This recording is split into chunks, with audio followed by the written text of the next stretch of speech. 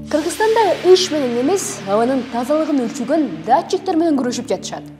Бирок мындай ыкма баары бир иштебейт. Анткени Бишкек ноябрь айында абасы эң кир шаарлардын тизмесинин башына илинди. Бул рейтингге азыр 7 датчиктин гана маалыматы жөнөтүлөт. Болбосо алардын саны мурда алда канча көп болчу.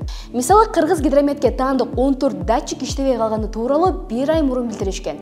Жеке жактарга таандык дагы 7 датчикти былтыр табиат министрлиги туура эмес орнотулган деп алып салган. Эгер маалымат топтоонун ордуна абанын тазалыгын өлчөгөн датчиктер менен күрөшүп жатсак, анда ыш көйгөйүн кантип чечебиз? Кошуна Алматыда абал такыр башкача. Шаардын акими ишкерлери менен биргеликте 2026 жылдын аягына чейин жалпысынан 400 датчик орнотууну пландап жатышат. Алардын бир бөлүгү Алматы облусунда да коюлат.